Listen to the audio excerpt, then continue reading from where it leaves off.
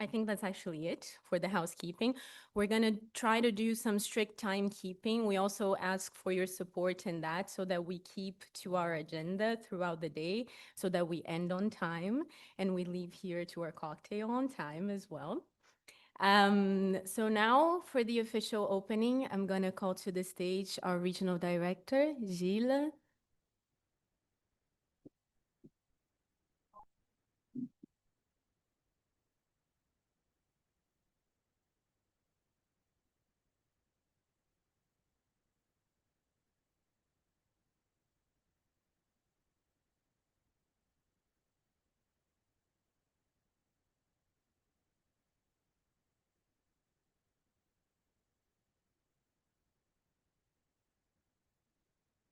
Colleagues, good morning,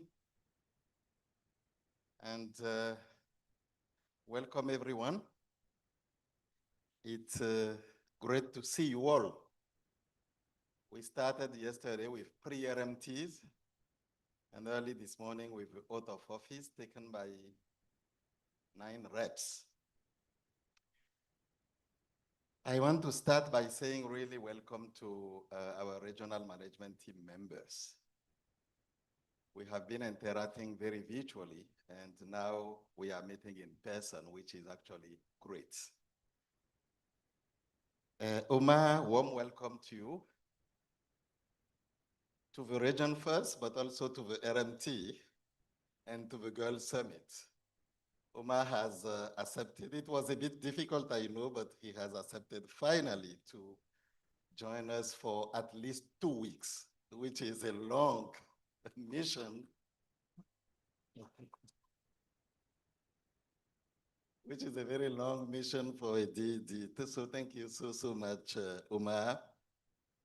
And Diane as well was in DSC, and it was also difficult for her to come, but she accepted to combine both. Thank you so much. And we have George. It's not your first time in the region attending the RMT, but we are very happy to see you. We have Rob, our Director of Evaluation. Rob, thank you so much for coming. And we have Leila Gad. I don't know, I cannot locate her. Leila, thank you so much for joining. And of course, Kitty, Mandip, Philip, Andrew, they all wanted very much to be with us in person, but it was very difficult for them. So they accepted to join us virtually as appropriate. But I really want to say a very warm welcome to each of you. Oh.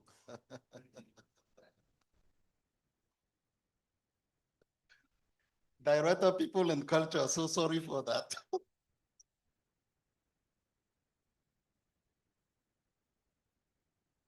And very warm welcome to you. I mean, it's good to have you around, especially given the special time the organization is going through. So it's important to acknowledge that. So thank you, Magasa, for joining as well. And a very special welcome to our those who are new in the region, actually. We have a few new RMT members, and I will name them. And if you don't mind, you could do me a favor by standing up so that we can see you. Let's start with Wafa, our rep in Nigeria.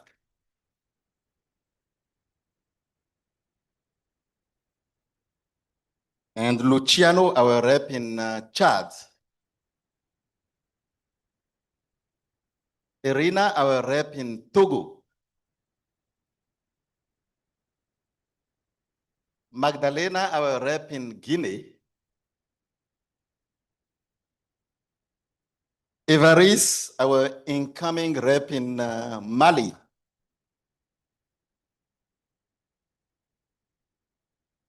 And of course, Eva is here coming from Mongolia just because, where is he, Pierre? Oh, Pierre has asked exceptionally for him to join, and we accept that actually. Pierre is with us until early next year, and when he retired, then Eva will join us. But Eva, thank you so much for coming from Mongolia to to this RMT. And we have Maria Victoria, our Maria Victoria, our rep in Congo, Congo Brazzaville, and Shelly, our rep in Equatorial Guinea. And of course, we have some reps moving within the region. Let me start with Chantal, our rep in Burkina Faso. And Felix is not here, but he moved from Guinea to Central Africa Republic, actually. So he's on his way to Dakar. And of course, John, he moved along back, our representative in Democratic Republic of Congo. Look, thank you so much, and we are very happy to have you in our RMT. I mean, you are very lucky because you are joining a dream RMT. I had been in so many of them as DRD and then as regional director, and I can confess that this one is just very special. And you will see it through some of our achievements, even if it's not a comprehensive one. I will give a few achievements that show clearly that it's a dream for every rep to be in West and Central Africa. Look,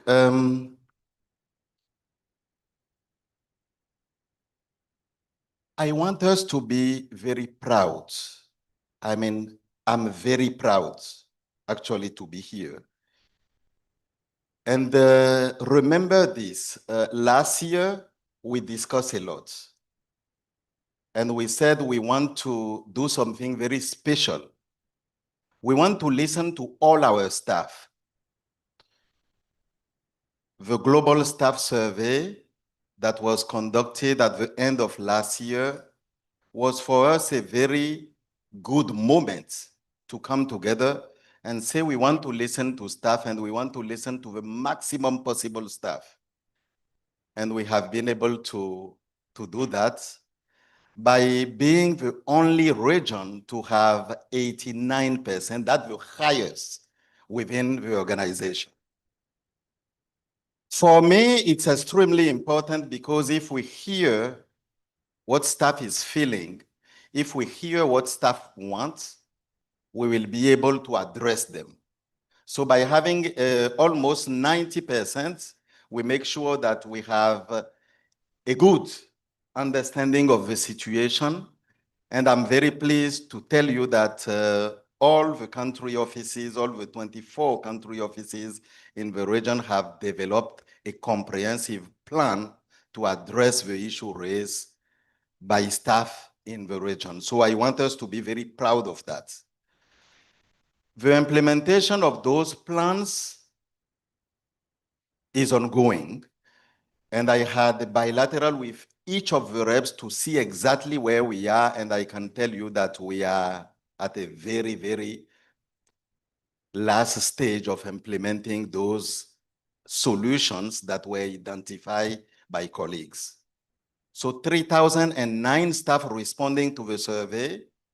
All 24 country offices have developed their plan, and the implementation is very, very advanced. So thank you so much for taking time, even though we have the FFI and a lot of competing priorities. Thank you so much for taking this very, very seriously. And I want to also say thanks to our leader, the chair of staff association in the region, who has played a very special role in bringing staff together to respond to that survey, and who has been every step on the way during the development of the action plan that is now being implemented. Thank you so much. But it is not only that. You remember in May and in June, we had the regional PBR, 24 submissions coming from countries.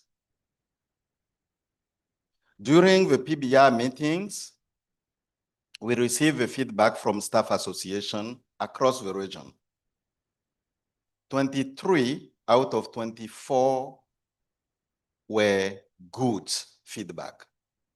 Most of them were actually very good consultation process, objectivity, transparency, 23 out of 24, the only one with room for improvement.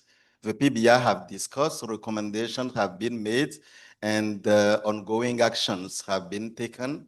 So I can tell you that even though in the region, and don't get me wrong, even though in the region, around 500, let's say 600, actually it is 583 positions have been abolished. And I'm talking here about the net decrease of the position in the region. We have received a very constructive feedback from staff association. So they justify very strongly why is it that we are going through this exercise. So even though 600 positions were abolished in net, they took it very constructively because they know that in the past, staff have taken difficult decisions for our organization to exist. So it is our time to take also bold actions as the organization is going through a very difficult time.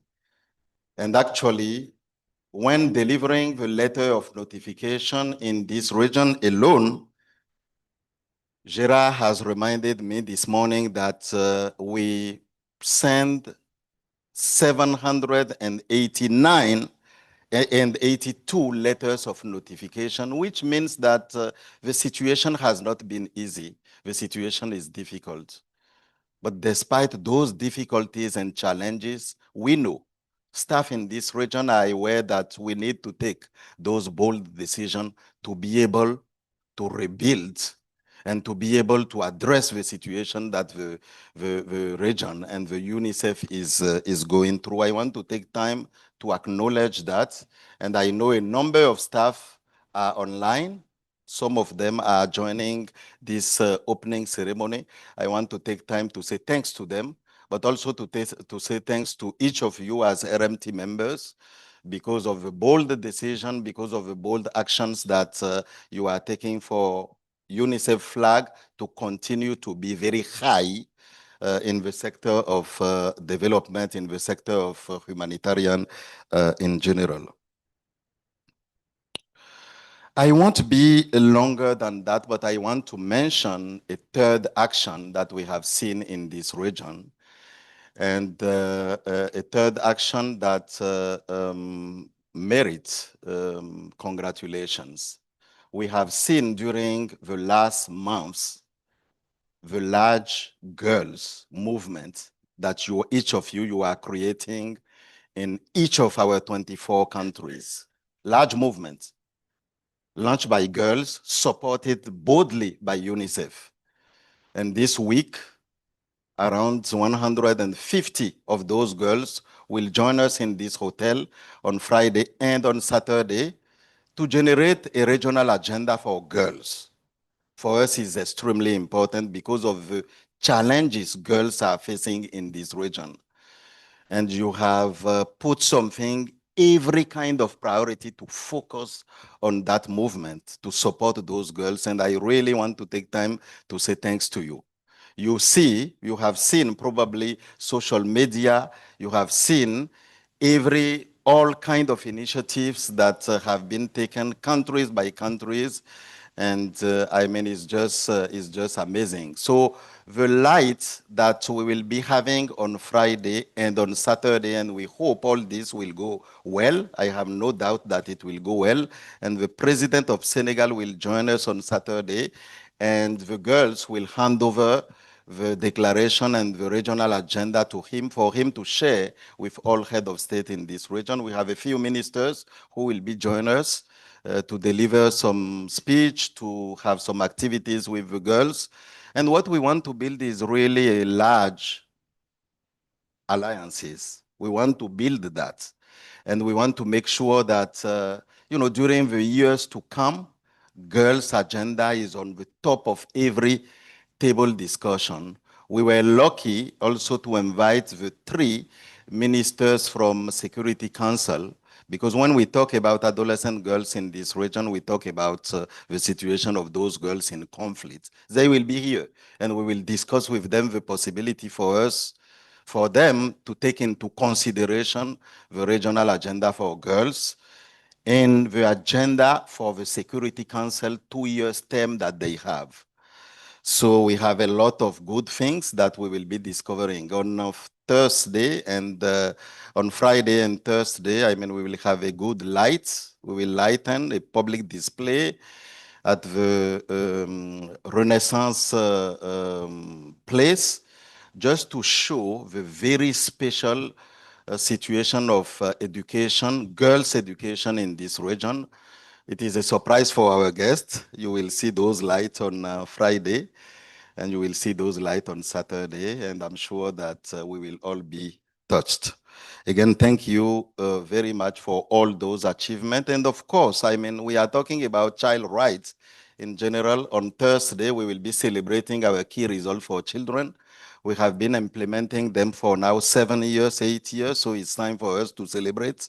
And then to also move from our key result for children to our top result for children, actually, where we want to narrow down and focus on only two: education and health, and make sure that that's our common denominator in this region, even though some countries want to do more than those two. What will bring us together during the coming years will be those two that through a consultative process you have selected. So that celebration will also culminate with our traditional baobab ceremony, where those baobab will be given to those countries, those top countries that are doing extremely well.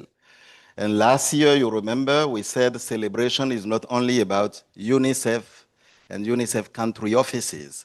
So the letters, to the acknowledgement letters, to acknowledge the progress made by some countries on immunization, those letters will also be handed over to our representative for them to, when they are back to their countries, they also give those letters to government. And you remember last year, the letters that we delivered to a few countries, those letters were very well appreciated.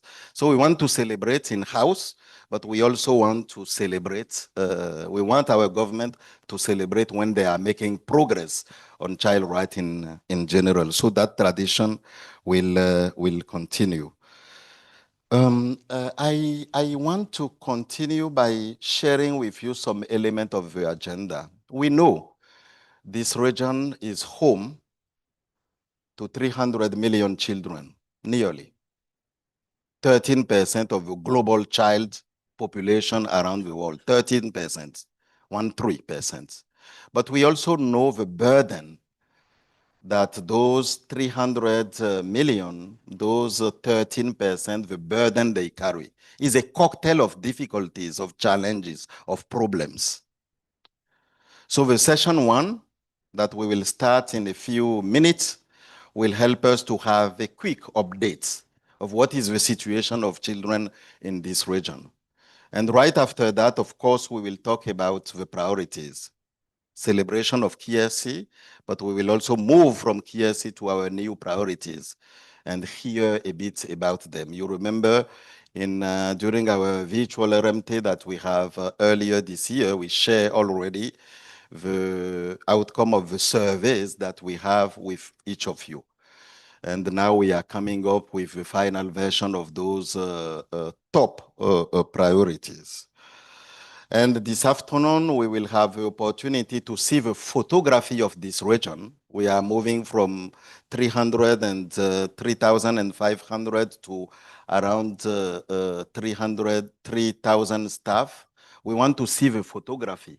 What is it that our country office, how they look like actually, and what is the new version of the regional office that we will be having. So that session, which is the session 3, will help us to understand and to see where we are in terms of region.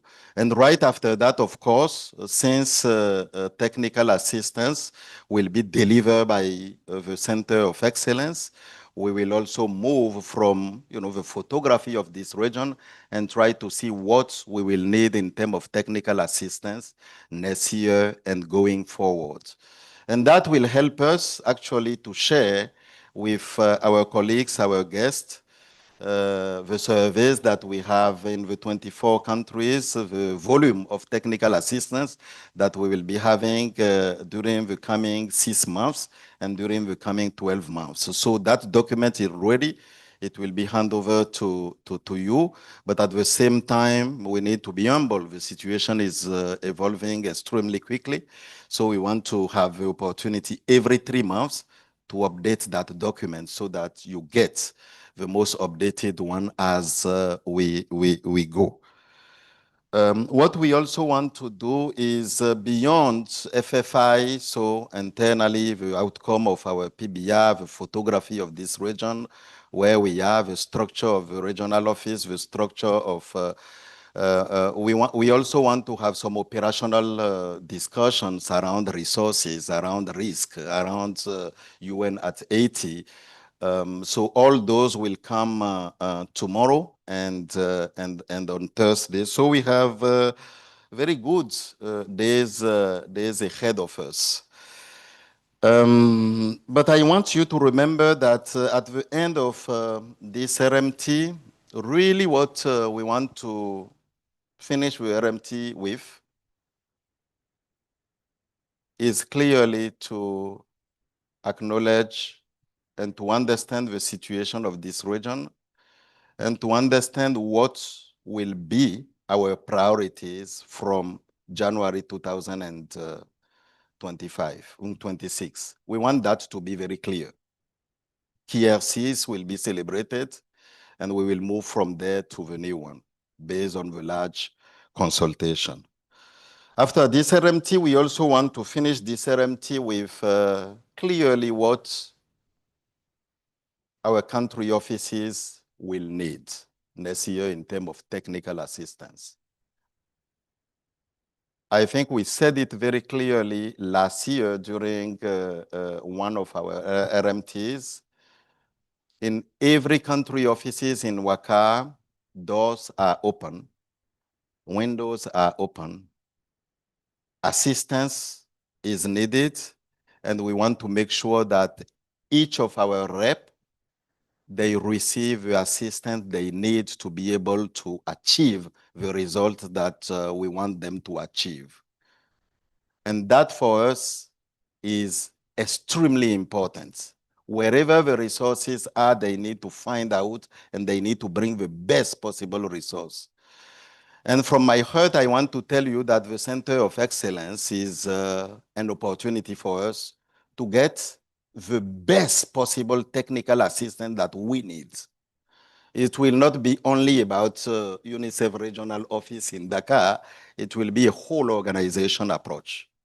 If you want an expert on quality of education or access of education, it's not only our small team, but it is the whole organization that will help you to have exactly what you need based on your context. And of course, the regional office is there to bring context to that technical assistance that will be received. So that's how we are taking it. And we will make sure that a good monitoring mechanism in place within the regional office to be able to track how fast and the kind of quality of technical assistance we are getting, because this region is very special. We are not a location for center of excellence, but we want to make sure that when we have a need, the needs, we receive a clear response and a quick response in the language we want the technical assistance to be. That's why I'm so happy to see that we have a senior management of UNICEF also here. And some of them will also be joining us virtually to listen to us, to contribute to the conversation. And again, colleagues, thank you for taking the time to come. On that, I want to see if the protocol accept that. I want to see very quickly. Since we have colleagues online, I don't know if it seems like it is being challenged. We will give the floor to Omar to say a few words at the beginning, and any of our guests who want to say something, please do not hesitate. Thank you. Thank you, Jill. Thank you for your leadership which I have seen in the last 2 weeks. Um, we will discuss later on, of course, some of the vision that Jill was projecting. But thank you for inviting us. It's great to be with you all. Um, and surtout, thank you for having the director of HR and the controller in the same room. Which means that I don't have to worry about explaining ring-fenced recruitment or IB budget allocation or above all COEs. So I will be just listening and other people will be explaining it this time. It's a luxury. But thank you. We look forward to very serious discussion actually this week. And that's why we're here. I want to reaffirm that Western Central Africa remains and will remain the top corporate priority for UNICEF for the reasons that Jill was explaining, the deprivations of children here, the challenges that are here. It will continue receiving the lion's share of our RR as it is now, in spite of the funding challenges that we have. But it also means that you have a bigger responsibility than any other RMT. You representatives in this region, the expectations are very high. And we will hear this morning, Jill presents and his team, the situation in the region and where we want to get to. That means it's each one of you delivering those results. And we are, of course, available from headquarters, from the regional offices to support you. But at the end of the day, it begins with you and ends with you, your leadership. Technical assistance could be as good as it is, but if you don't lead, then it's not going to happen. It's a challenging time, to be frank, to be a representative. I don't envy you. I love to be a representative, but I don't want to be a representative today. You have a big responsibility and a big challenge, but you're not alone, and that is why we are here. So we look forward to an exciting week, and please, let's be frank and open. Nothing will be taken against you, whatever you say. It's actually, we want to hear the truth and the reality and what works, what doesn't work, where we are not doing right. We will explain if it's not enough. You tell us, because we want to make sure that we do it right. We are at a very critical period for the future of UNICEF, and I think it's what we do will make the difference. So looking forward, Jill, thank you very much. It's great to be with all colleagues here and back again in this RMT. Merci beaucoup.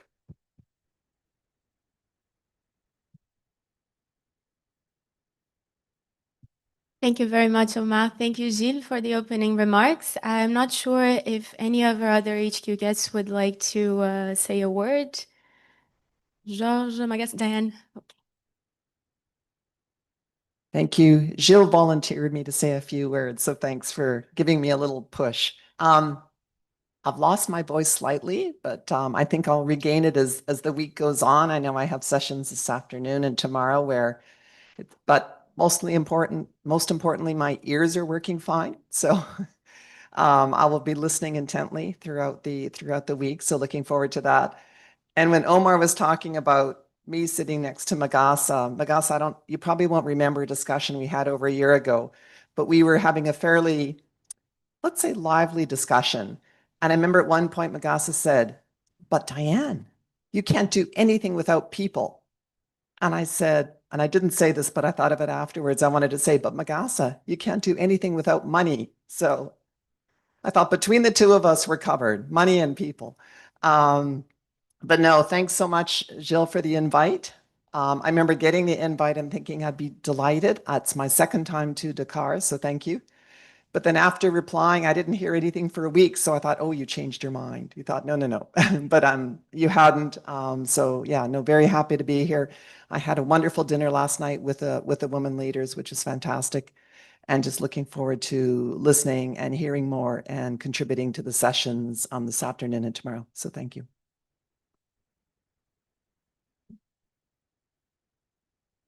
Bit of the baton. Okay, I think it's kind of like instruction. I was instructed to say something. So as a good soldier, I just accept. But thanks so much, Jill, for inviting me. And as Diane said, we are the two pairs of the same body.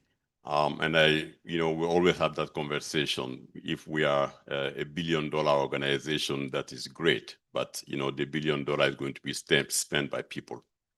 And so we need the right people with the right mindset, the right skills who are working in an environment that is really conducive to them giving their best to the children. And that's why we are here. So Diane and I, we work very well together. And I'm glad, Omar, you are here because, Jill, that is really a big achievement. I've never seen Omar in any place for 2 weeks, at least over the last few months. So really, thanks so much. And, we all know that the organization is undergoing a massive, change, I would say, but it's also an opportunity for us to reflect on the, soon 79 years of existence and what we've achieved and what we can do for the next 79 years. I think that is, I see this year as a crossroad. It's really the time for us to flip the page and learn from what we've done, but also how we can position UNICEF to be the best ever organization in the future. So I'm here, as Diane said, to listen to your suggestions. I know that there's been a lot of challenges, but challenges come with solution as well, right? But the solution has to be jointly designed, jointly thought through and jointly implemented. So we're here to really work with you together and make this region, my region. I'm always happy to be here and, happy to be working with you and making this region the best. Thank you.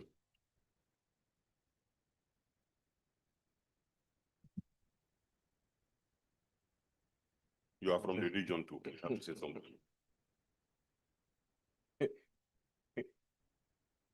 Hi, colleagues. Good morning. And it's good to be here. It's always good to be here. And Gilles, thank you for inviting us. This RMT is particularly important. So we look forward to hearing from you how you see the world change around us. The world has changed around us in a big way. But I must say, it started changing for you earlier on. And to an extent, it's being contained. To some extent, it's not being contained. And it is having huge impacts in the region and in Africa. And that combined with how the global forces have also moved, we'd like to understand some more how you see it in your spaces. Would also like to hear from you how your governments see it and what you think they are doing or could do, and how you see yourselves, all of us, helping them to make the right choices. We had a chance to meet a few of them in New York a couple of weeks ago during UNGA, and they are going through a tough time as well. They might not share it openly, but they're going through a difficult time. So we'd like to hear about that as well. And perhaps lastly, it's about the children. I was looking at the numbers on my way here, and this morning I was looking at the numbers again, and I can see that for this region, our region here, there's a bit of progress. but the demographic factor is a huge one. The fertility rate is extremely high here. So I'd like to again hear from you how we deal with this double issue. As we move forward, there are more children, and it's going to continue for a while. So look forward to hearing from you. For UNICEF, and I know there'll be many questions about the changes that we are going through, and rightfully so. Let's compare notes. Let's try and bridge the gap in terms of what the reform is about, the direction. Many of you have been part of the groups, the direction of travel, and so on.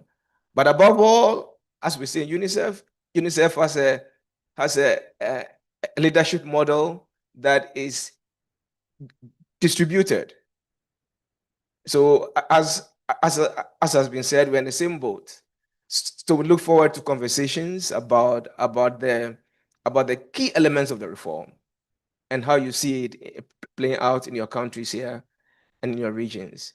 I know especially the program staff under a lot of stress in the regional office, and tomorrow we'll be able to have a conversation on the issues. I know a lot of the program staff also in the country offices are also affected. I was looking at the numbers again this morning, but we are in the same boat. So thank you again. And this region is at the heart of our agenda.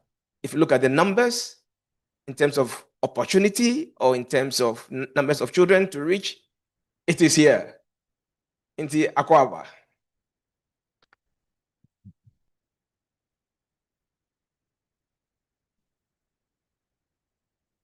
Yeah. Sorry. Thanks, George. I am not from the region and I do not bring money or people. But I do bring a lot of really good memories. Just out in the reception area, just now seeing so many of you who we've worked together over the years. It's really nice to see those familiar faces after 12, 13 years when I was last at UNICEF. And I bring such fond memories of those times. But what we bring to the table during these very, frankly, perilous, challenging times, it's not people, it's not money, it's the power that knowledge brings to your work.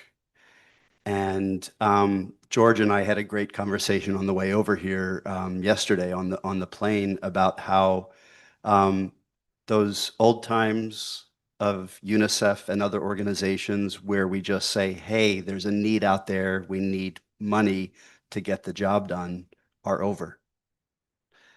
Now is a time when, armed with the knowledge that my team and I bring to you and that you help us generate, is going to give you the leverage that can help you advocate, help you mobilize resources, and ultimately help you achieve greater impact for more children in more effective ways.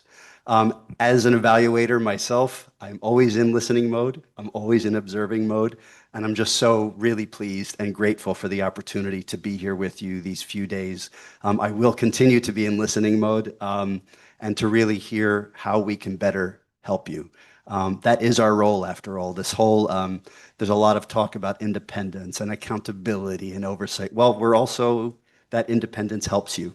It gives you credible knowledge that can help you. So I'm really eager to hear how we can better plug into your work in the years ahead, including in this very difficult era of change management, which we will also be helping the organization navigate. So really just so grateful to be here. Thank you, Gilles. Thank you, Jonathan. Thank you, Ramu, for including me. This is only my third RMT in 4 years, so I'm really grateful to be here. Thank you.